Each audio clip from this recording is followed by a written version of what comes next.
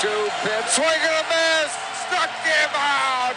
The Philadelphia Phillies are 2008 World Champions of Baseball. Brad Lynch does it again and stays perfect for the 2008 season. 48 for 48 in save opportunities, and let the city celebrate. Aloha and hello out there, everybody. What's going on? This is Miho with the Too Close to Call podcast series, joined as always with my co-host Pags, and this is the Philly Phanatics series, and we are coming to you guys the first time here in about 10 days or so due to our vacations and week off, but the Phils, man, 5-5 here since the All-Star break over their last 10. Yeah, man, get back from the All-Star break with a clunker of 2 games to the Nationals, and that's not how you foresaw them starting the post-All-Star break season. Man, I don't know what to think about this entire team right now. That weekend was just so frustrating because it was a blown save on Saturday. I think it was the second game of a series away from then winning 2 out of 3. But they didn't play well at all. So you're just watching and being like, oh, we were 3 outs away from taking 2 out of 3 if we're going to remain glass half full. And then everything came kind of crashing down during game 1 of the Dodgers game where they put up a 16 spot. Their freaking kicker missed the extra point after their second touchdown there, but 16-2, dude. Our best relief pitcher that day was Roman Quinn. It's just, this pitching staff is a joke. I mean, they were 1 pitch away, 1 strike away from winning that National Series until Soto hit that home run, and then the Dodgers just come in and hit 1 million home runs. It almost feels like it gives you that feel that Cody Bellinger, that's kind of what we paid Bryce Harper to do, and he's not doing it. Well, he has gotten a heck of a lot better, my man. Honestly, when you break down his stuff, it's unbelievable. I sent a text out, and this is a tweet that was floating around a little bit ago. Listen to these stats, and I want to get your initial reaction because I'll give you some of my thoughts. But Bryce Harper, with the bases empty, he's hitting 155 with a 283 slugging percentage. With runners on base, he's hitting 365 with a 673 slugging percentage. So with nobody on base, he's worse than Andrew Knapp. And with people on base, he'd currently be the MVP of the National League. That's unbelievable. I can't even fathom that stat. It almost feels like he's just like, all right, nobody on. Let's just try to get on base or maybe walk and try to get on base. But then as soon as people are on base, he's like, all right, time to freaking show these people what they paid me for. I don't know. What do you think? A little bit of a cold take there, Pags. I think it's the opposite. I think with nobody on base, Bryce Harper's up there and his mindset is that I'm trying to hit the ball 650 feet. That's what they're paying me to do. They're not paying me right now with nobody on and 2 outs to hit a single up the middle, okay? I'm being paid right now to try to hit this ball into the second deck. And he swings through and strikes out a lot, which again, it's frustrating because he's right. Nobody on 2 outs. We're not paying him $330 million to hit a single up the middle at that point. Like, we need him to try to lift and put somebody on. But at the same time, when you get somebody on base, then it seems like he kind of controls himself a little bit. He's more through the baseball up the middle because he's thinking a single or a double. As long as I just hit a ball hard here, there's going to be good things happening for my team. So I'm just like, Bryce, with nobody on, it's okay to just hit a double in the gap and get Rhys Hoskins up, dude. You know what I mean? Like, he's still walking a little bit, but a 155 average. Dude, you could lay a bunt down every once in a blue moon and hit 200 with nobody on base. Yeah, I think that's dead on, and that's a nice little thought process from you right there, my man. That makes a lot of sense. And you're right. When he's going on, he's freaking hacking at the ball to try to freaking put something on the ball. Because when he makes contact, he hits the ball hard, dude. Even his singles up the middle, the walk-off hit he had in Game 2 of the Dodgers series as we move forward here, that was one of the first games where Bryce Harper won that game, Pags. If you didn't watch it, he hit a 3-run homer earlier in the game and then comes up in the 9th. Now, granted, Jansen was throwing meatballs down the middle, but he hit that ball so hard to center field, ricocheted off the guy. They ended up scoring, and the next day or 2 days later, They ended up getting beat pretty good after a long-ass rain delay in the one game where nobody wanted to be there, and obviously the Dodgers just being the better team, talent ultimately won out. But in Game 4 of that series where the Phillies really needed a split, Harper came up huge again late in the game with weird runners on base. It's almost like a theme we got going on here. So that's the question, right? So here's the deal. So you listen to that, and you hear the difference between runners empty and runners on base. What are your thoughts then of flip-flopping Rhys Hoskins and Bryce Harper in the batting order? Because Hoskins, with an over 400 on-base percentage, would obviously be on base a little bit more than who's been in that 2 spot, whether it's been Segura, Hernandez, or whoever the heck they're putting there, Kingery a time or two. But what would you think about flipping those guys? In theory, it sounds good, but I also think that's when you get Bryce Harper walking, getting balls thrown at his head like Hoskins has been doing all year. And that might be why his on-base percentage is so high, because he's getting freaking thrown at constantly. It would put a ton of pressure on JT Real Muto to continue to improve offensively, because you are correct with Hoskins protecting Harper. Harper's seen a lot more pitches to hit with runners on base because Hoskins has been very good as well. So that may be able to flip-flop there with JT struggling behind him a little bit. But ultimately, man, tough series against the Dodgers. The game ended at 1:45 on Wednesday night, and then they had a game at 12:30 in the afternoon the next day. And the crowd showed up, man. There was a great crowd on hand. The Phillies were actually trailing in the ball game and came back to win, so they continued to fight and didn't roll over and die, which they could have after, again, playing late into the night, being back 10 hours later, another game. And, credit to those guys for really dogging it through a hot, muggy, wet, rainy Thursday afternoon YouTube live only game. This team is resilient, and they have shown that they can come back and win these games.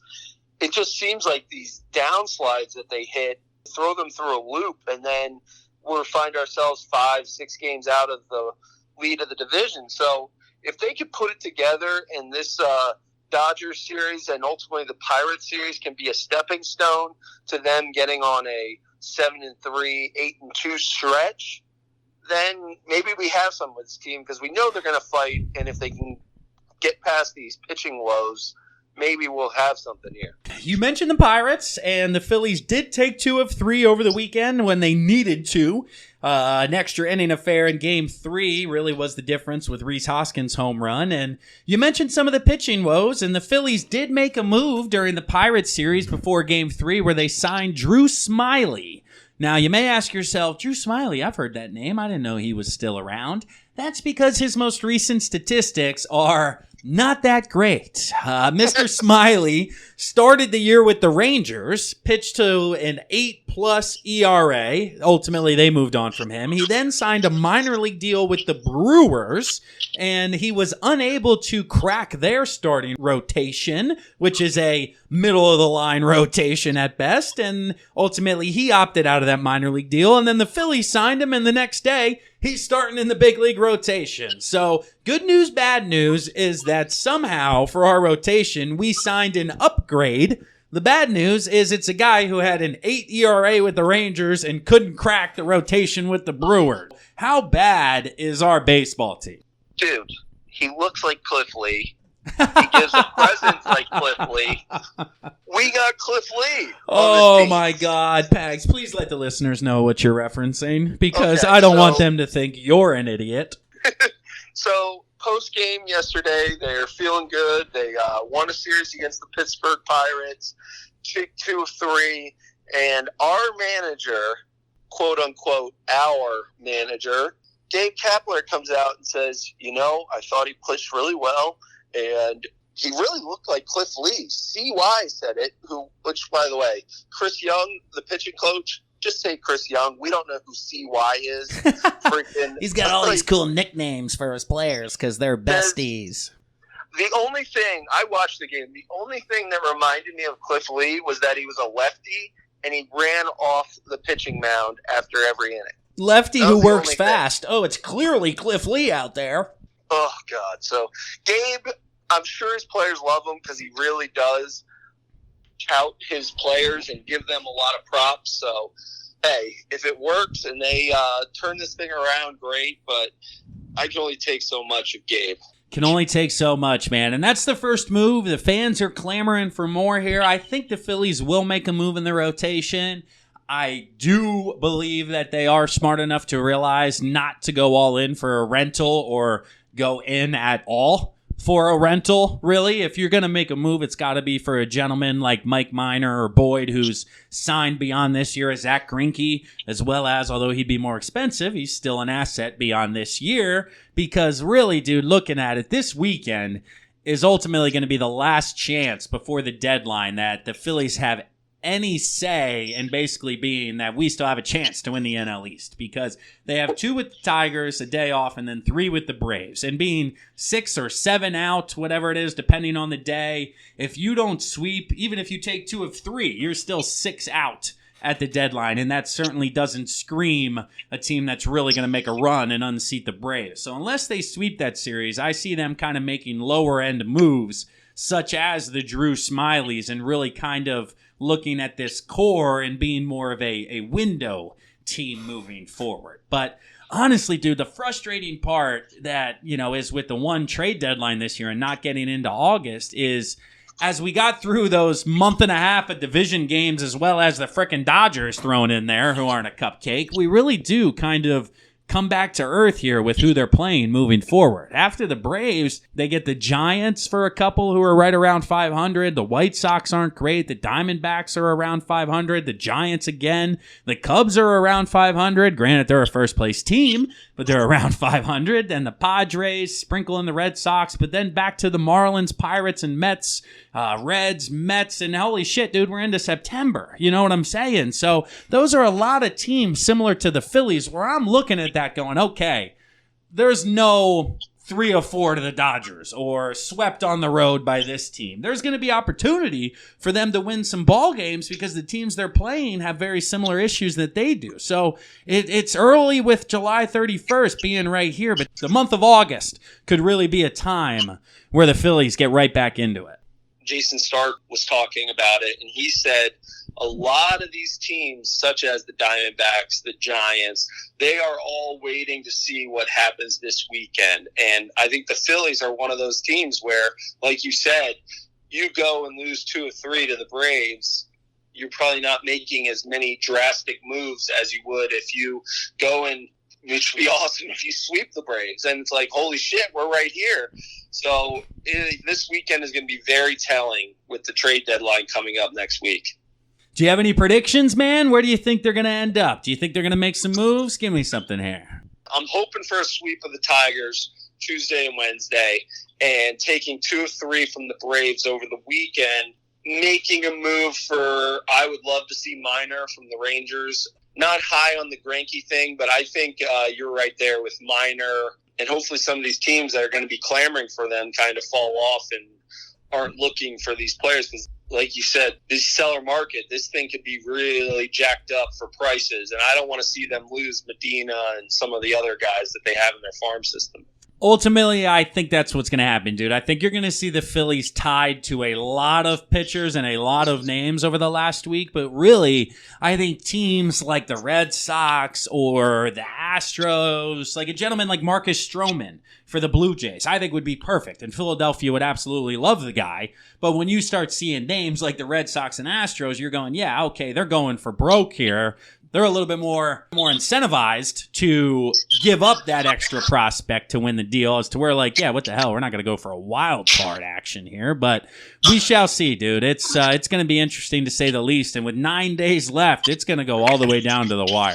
For sure. It's going to be exciting, and tune into this Phillies Fanatic podcast, people. Call us in on the hotline and give us your instant reactions to the Phillies-Tigers series. And that's it. Let us know who they need to pick up here.